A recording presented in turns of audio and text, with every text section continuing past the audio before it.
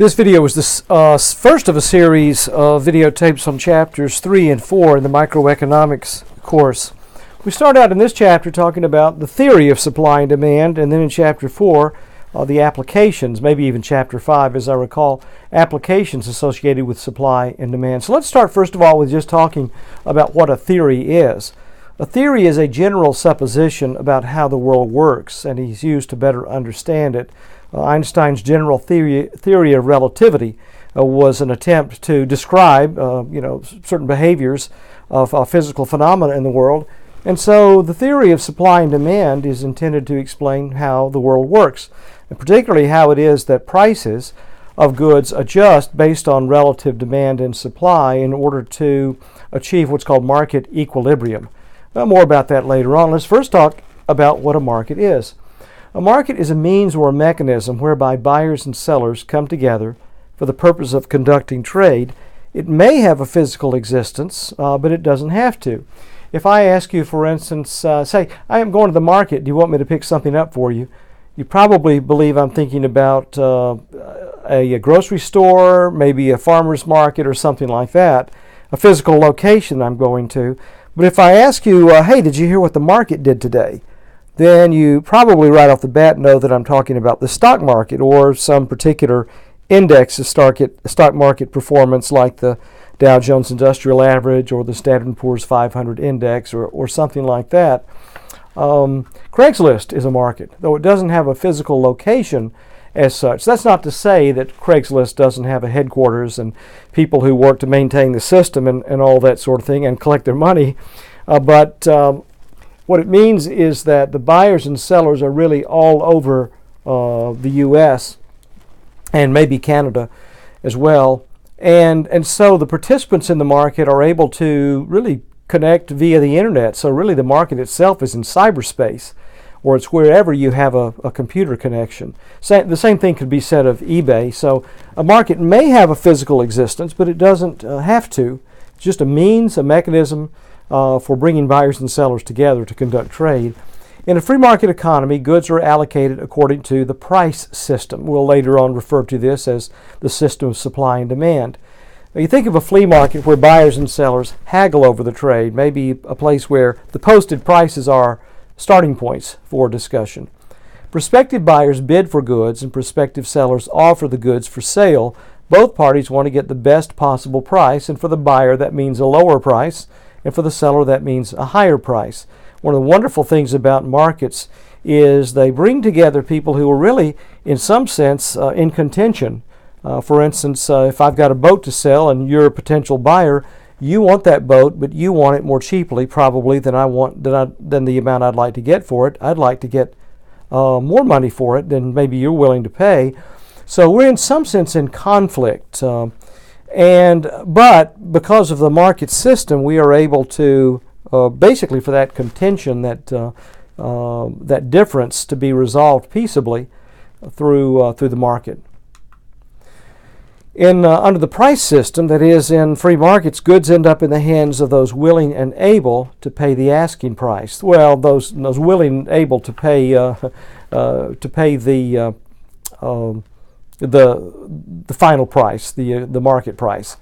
Remember that all transactions are voluntary in free market. It's what we call a win-win situation because both parties in free markets neither is under compulsion to trade, and so if they do trade, it's because they believe they are better off as a result of that transaction. So we call that a win-win situation, and as I may have mentioned before, it very often results in what we call the double thank you, both parties saying thank you in response to or as a result of the trade. The process of exchange or trade provides valuable information about what kind of goods the market wants. Again, the market is all these current and prospective buyers of the good. What kind of goods the market wants and what the market, that is, those participants are willing to pay. That is the value that people place on the goods. Prospective producers use this information to determine what goods that should be produced.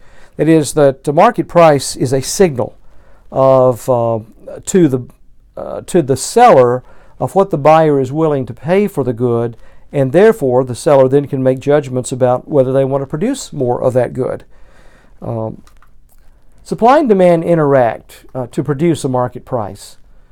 Now notice that the price actually represents a rate of exchange between two goods. And that exchange itself, the haggling and the exchange that produces, or eliminates rather, any shortages and surpluses of those goods. We might speak about the exchange rate of bananas for oranges or autos for haircuts, but we usually think in terms of money prices. You and I actually work, and we don't work for physical goods themselves. We work for representative goods. That is, we work for a certain amount of money, which then we can very, or let's say relatively easily, exchange for those physical goods. Money is one of those items that really facilitates exchange, because we don't have to find someone. If I want a new set of tires and I have, let's say, financial advisory services to offer, I don't have to find someone who has tires who wants financial advisory services to be able to acquire those tires. Because you and I, we exchange our efforts for money, then we very easily can take that money then and purchase tires or whatever it is that we might need. Money facilitates exchanges in complex economies and provides greater efficiency from specialization, which helps anyone. In other words, if I couldn't exchange my financial advisory services for tires, I guess I might have to make some tires on my own. Nobody, that wouldn't be very efficient if we had to produce all of the goods that we consume. We would consume a lot fewer goods and a lower variety of goods, or we would make do with some pretty poor quality goods. In a free market, most decisions about what's consumed and produced are made by households and firms. Households supply firms with land, labor, and capital, households, individuals in other words, and firms supply households with goods and services. To understand how goods and services are allocated under the price system, we take a look now, a good long hard look at demand and supply, and that's really what this chapter is about. Let's start with demand. Now notice there's some terms that you're going to have to become familiar with. One of those first is quantity demanded. Quantity demanded is the quantity, that is the number of units of a good that prospective buyers would purchase at a given price at a particular time. Ceteris paribus. Ceteris paribus is a Latin term meaning all else equal. So whenever we talk about changes, for instance, in the market, or like a given price or a given phenomenon or behavior, we'll very often invoke that phrase ceteris paribus just to say, if this changes alone, then this is the result that's going to happen. Demand refers to the willingness of buyers to purchase different quantities of a good at different prices during a particular period of time. The law of demand is stated this way. As the price of a good or service, we're talking about intangible as well as tangible goods, by the way. As price rises, quantity demanded falls, and as price falls, quantity demanded rises, ceteris paribus. Now we can graph that, or let's say draw a picture of that relationship between price and quantity demanded, and it's represented on the demand curve that's actually on the page in your notes in front of you. The demand curve, as you see, is downward sloping. Now, why is that the case? Well, realize that the price of a good represents a rate of exchange, one good for another. And so if the price of an item like beef goes up, it becomes more expensive relative to all other goods, and people are inclined to consume less of it. Again, ceteris paribus, assuming demand has not changed, assuming all else, including demand, are the same as before. We have to acknowledge, secondly, the law of diminishing marginal utility. That is, here's another reason that the demand curve is downward sloping. Each incremental unit of a good consumed gives less enjoyment than the one before, and that's really a good thing. In other words, if you go out and have an ice cream cone, that first ice cream cone is really good. If you decide to have another ice cream cone, then it's probably good. If you decided to have it, you want it, but it's not going to be as good as that first one was. And each successive ice cream cone you have provides less and less, or successively less, marginal utility. And so what we all experience as human beings as we consume items, whether it is study time, whether it is, well, study time's not so enjoyable maybe. Let's say the benefits, we do get benefits from study time. But let's say it's ice cream cones. Let's say it's minutes or hours of exercise. Let's say it's minutes or hours of watching TV, spending time with friends, whatever it might be, days on vacation. You know, those things that we consume, we enjoy them less and less as we consume successively more and more of the item.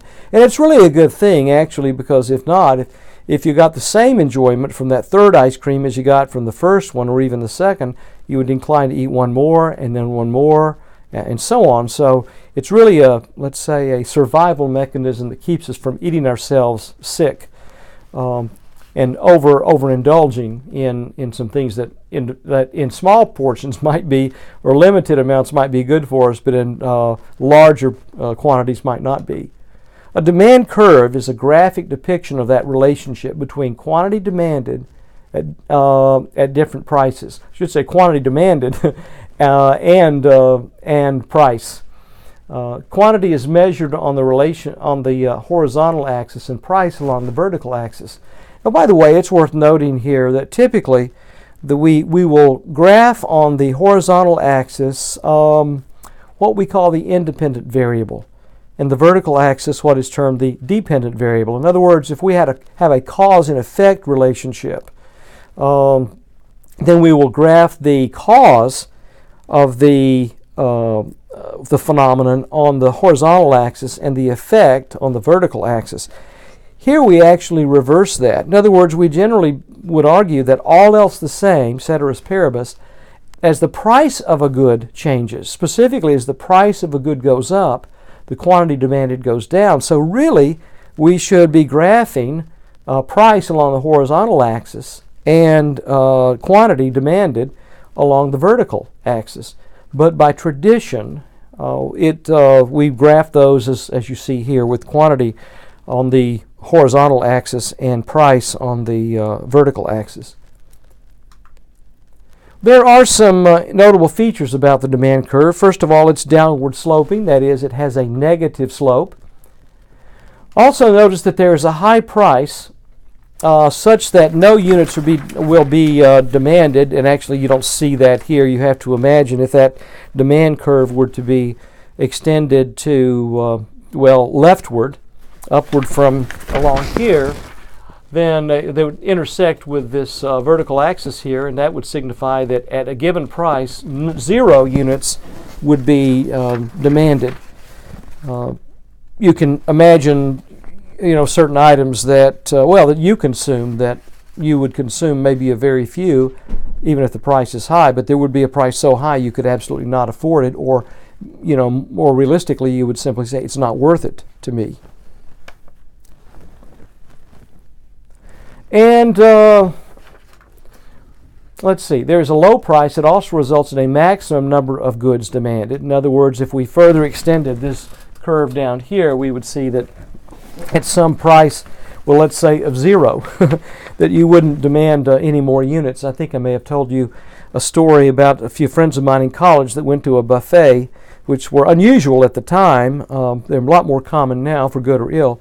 But they went to a Mexican buffet and ate themselves literally sick. They finally waddled out to their car and were going to drive the 50 miles from Little Rock back to the university, and they couldn't. I mean, without feeling like they're nauseated and somebody was going to lose what they just paid good money for. Notice that we don't generally assume people will eat, essentially they ate until they had negative utility. We don't assume rational people will do that sort of thing, but it sometimes happens, and it seems like that's exactly what they did. Well, we'll pick up here on the next video.